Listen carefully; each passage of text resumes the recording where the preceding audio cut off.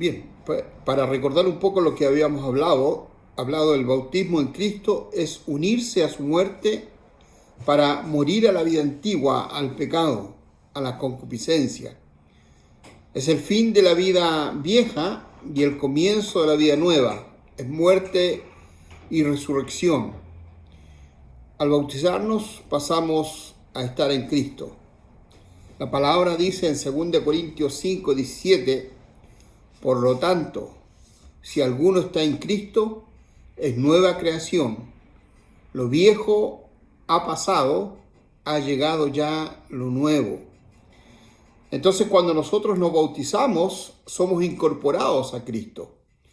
Por el mismo bautismo, entonces, nos unimos a Cristo. Y tenemos respaldo bíblico para enseñar esto. En 1 Corintios 6, 17 dice, el que se une al Señor se hace uno con Él en el Espíritu. Y en Gálatas 3, 27 dice, porque todos los que han sido bautizados en Cristo se han revestidos de Cristo. Entonces le pertenecemos a Él, estamos consagrados a Cristo.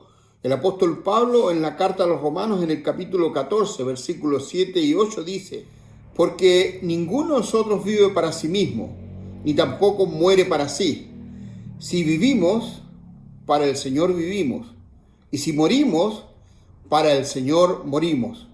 Así pues, sea que vivamos o que muramos, del Señor somos.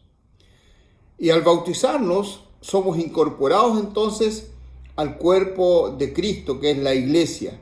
Nos unimos al pueblo de Dios, somos hechos miembros de la iglesia. En el libro de Hechos, en el capítulo 2, versículos 41 y 42, declara, así pues, los que recibieron su mensaje fueron bautizados, y aquel día se unieron a la iglesia. Ya. Sí, no, por eso dejo pasar y empiezo de nuevo. Así pues, los que recibieron su mensaje fueron bautizados, y aquel día se unieron a la iglesia unas 3,000 personas. Se mantenían firmes en la enseñanza de los apóstoles, en la comunión, en el partimiento del pan y en la oración. Dice también en la carta a los Corintios, en la primera carta a los Corintios, capítulo 12, versículo 13. Todos fuimos bautizados por un solo espíritu para constituir un solo cuerpo, ya seamos judíos o gentiles, esclavos o libres, y a todos se nos dio a beber de un mismo espíritu. Entonces el bautismo es necesario e imprescindible para el crecimiento de aquel que ha recibido a Jesús como el Señor y Salvador de su vida. Y lo siguiente es el modo de realizar los bautismos. Habiendo agua, se hace en cualquier lugar donde haya una profundidad suficiente para sumergir completamente a la persona. En el caso de nuestra congregación, nosotros hacemos una oración, luego hablamos con los postulantes acerca de si hubo arrepentimiento, confesión de pecados, en fin. Y si se les fue impartida esta clase de bautismo.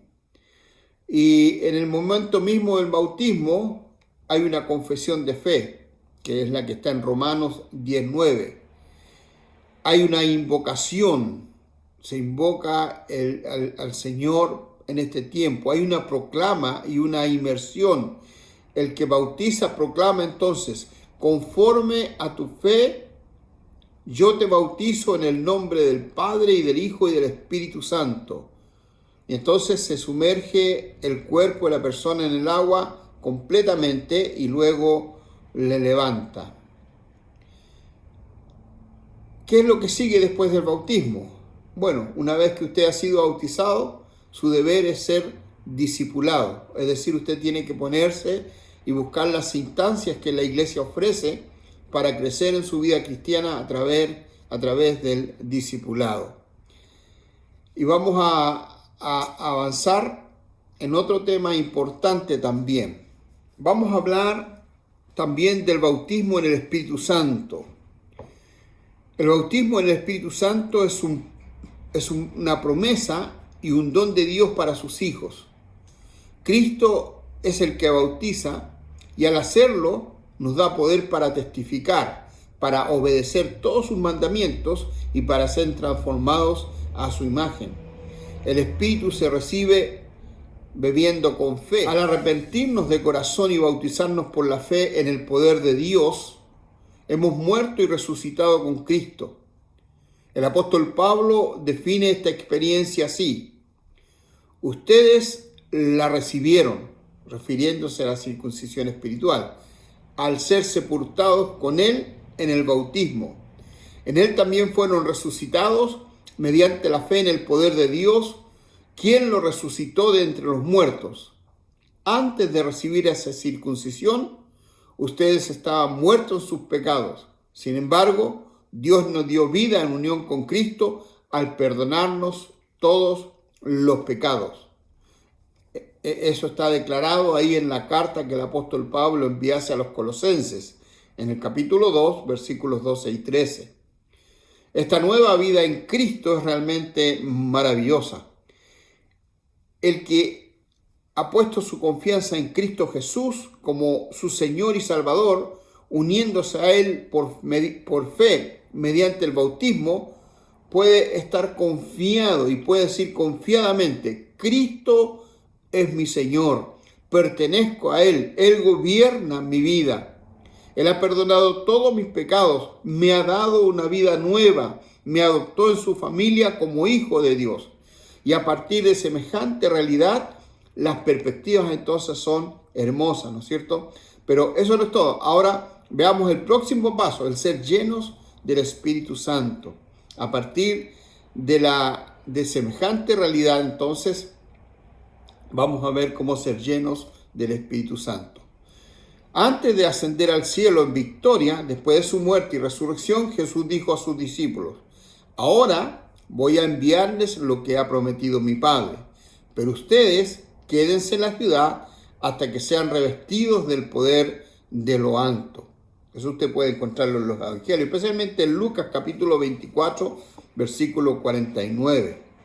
Y en el libro de los Hechos, capítulo 1, versículo 8, dice: cuando venga el Espíritu Santo sobre ustedes, recibirán poder y serán mis testigos tanto en Jerusalén como en toda Judea y Samaria y hasta los confines de la tierra.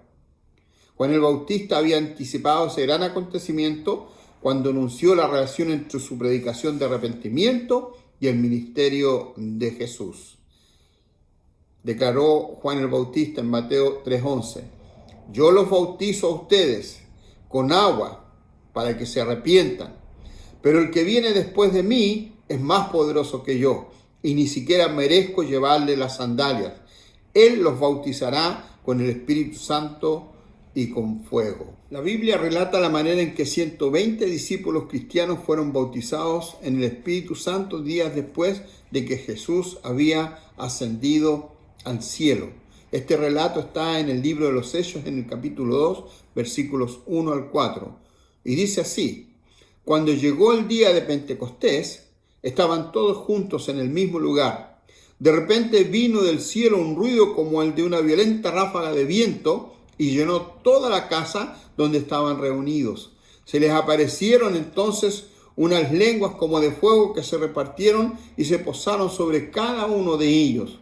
Todos fueron llenos del Espíritu Santo y comenzaron a hablar en diferentes lenguas según el Espíritu les concedía expresarse. Ahora, ¿quién es el Espíritu Santo? El Espíritu Santo, llamado también la tercera persona de la divinidad o de la Trinidad, es el que realiza el propósito de Dios en el mundo. Cristo mismo enseñó a sus discípulos la necesidad de una relación íntima y vital con Él. Es el Espíritu que convence de pecado, es el Espíritu que revela a Cristo, es el Espíritu que revela a las personas al Cristo resucitado, a un corazón sincero, respalda la predicación del Evangelio, efectúa la salvación el que cree y capacita a los discípulos para extender el reino de Dios entre los hombres. Con la muerte, la resurrección y la exaltación de Cristo en su trono celestial, se inició una nueva era, la era del Espíritu Santo. Cristo había dicho a sus discípulos que después de ascender al cielo, Él enviaría sobre ellos el Espíritu Santo que los llenaría de poder y de nuevo para predicar el Evangelio en todo el mundo y hacer discípulos a todas las naciones. Cumplió esta promesa en el día de Pentecostés.